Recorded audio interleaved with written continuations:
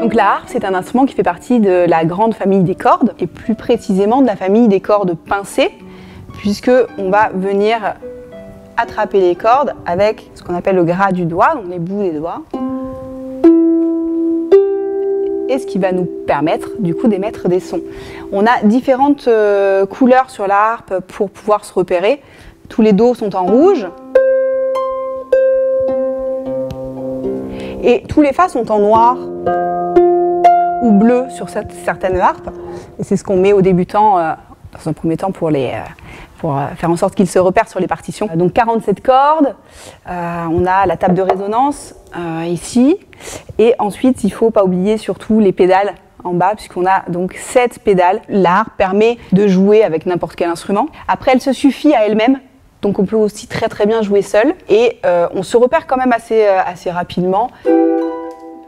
Essaye aussi d'appuyer un peu plus ta main droite.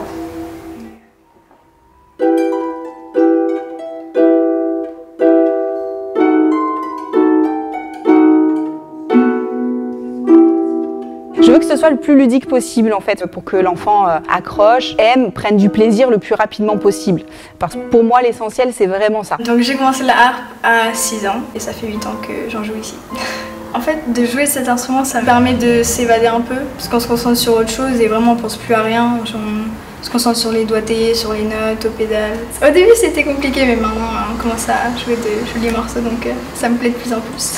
La grande satisfaction c'est de les voir évoluer, gravir les différentes étapes, les auditions, les éventuels concours, et puis évidemment les examens. Et puis les voir progresser, et puis jouer des morceaux de plus en plus complexes, y arriver, être sur scène et se faire plaisir eux-mêmes aussi. Et en fait, en se faisant plaisir eux-mêmes, ils me font plaisir, ils font plaisir aux gens qui sont là pour les écouter. Donc ça, c'est pour moi, oui, c'est une grosse gratitude.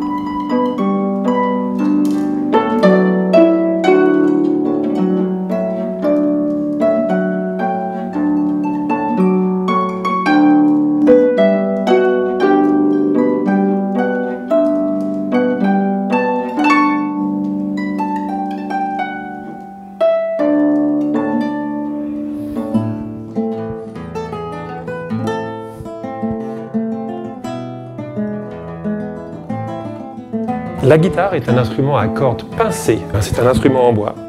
On vient tirer les cordes avec le doigt, donc ce mouvement se nomme corde pincée. Et bien sûr, ce sont des cordes en nylon, contrairement aux guitares électriques et aux guitares acoustiques qui sont en cordes métal. Donc c'est ce qui fait la différence de sonorité aussi.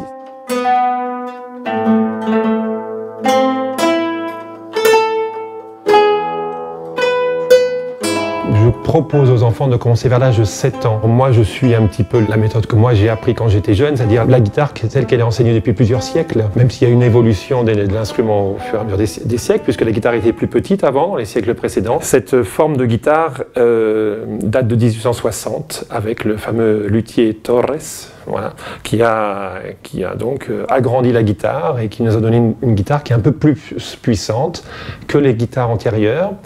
Et bon, la guitare reste toujours un instrument plutôt intimiste parce qu'il faut quand même la sonoriser si on veut vraiment avoir un gros son. Ça fait 2 ans que je fais de la guitare et j'ai voulu en faire parce que toute ma famille pratiquement fait un instrument. Mon oncle faisait de la guitare et du coup à chaque fois que j'allais chez lui, je m'amusais et petit à petit j'ai bien aimé faire ça et du coup je me suis inscrite et ça fait 4 ans que j'en fais. C'était un peu lent au début, après ça va un peu mieux. Maintenant j'arrive à jouer des morceaux un peu mieux à chaque fois que j'en fais. Le but, effectivement, c'est d'en tirer un peu de plaisir quand même si, pour arriver à jouer d'un instrument, il faut aussi travailler un peu. Si on ne fait rien, ça ne va pas se faire tout seul. C'est difficile de trouver le juste équilibre entre travail et le plaisir de faire, surtout que les enfants n'ont pas forcément la même conception que nous de l'équilibre entre plaisir et travail. Donc, je leur dis souvent que plus tard, s'ils continuent, ils auront du plaisir à jouer pour la famille, pour les amis, même si c'est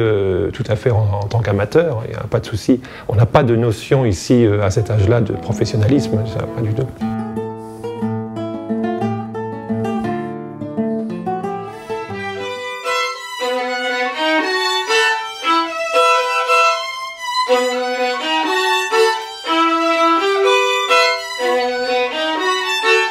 Donc je joue un instrument à cordes et c'est certainement l'instrument à cordes donc le plus aigu, corde frottée, puisqu'on joue avec un archet sur lequel on dépose, donc c'est une mèche, il y a une mèche sur laquelle on dépose de la colophane qu'on va venir frotter donc sur les cordes. Voilà, donc c'est un instrument qui est assez extraordinaire, qu'on peut surtout jouer avec tous les instruments, tout type de musique, que ce soit de la musique irlandaise, du jazz, du classique bien sûr, et donc se mélanger avec des tas de gens et des tas de formations différentes. Voilà, remonte un tout petit peu le violon, voilà, ouvre la poitrine, l'archet on en a parlé, la mèche bien à plat, voilà.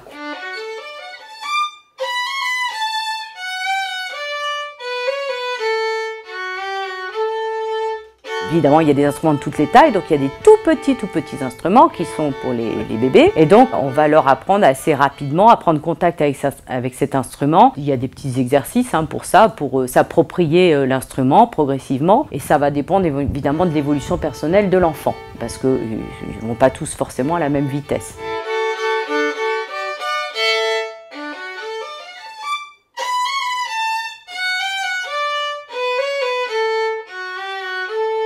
J'ai commencé le violon à 4 ans et demi parce que j'en avais entendu et ça m'a beaucoup plu. J'ai commencé à 7 ans et j'adorais le son du violon, du coup j'ai demandé à mes parents d'en faire, sauf que mes parents ils sont pas musiciens du tout. Du coup au bout d'un moment, au début ils étaient t'es sûr du violon, tu préfères pas le piano Non, moi c'était le violon ou rien et du coup ils ont dit ok pour le violon. On peut en fait commencer à tout âge, y compris adulte.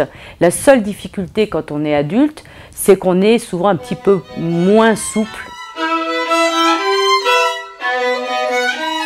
De jouer de cet instrument, ça m'a apporté de la rigueur et savoir étaler mon travail sur un temps défini. J'aime bien le son. Et puis c'est facile à transporter. Par exemple quand on fait Noël, en général ma famille, ils sont contents d'avoir un morceau. Et puis après la façon de le tenir aussi, un peu comme si on faisait un câlin. C'est avant tout le plaisir de s'épanouir sur un instrument, de pouvoir transmettre des émotions et puis partager ces émotions. Que ce soit avec les gens qui écoutent et que ce soit aussi avec ceux qui jouent avec eux. Ma plus grande victoire, c'est d'avoir des élèves comme Annelle qui, je sais, ne quitteront jamais plus leur instrument. C'est-à-dire qu'il fait partie intégrante d'eux-mêmes.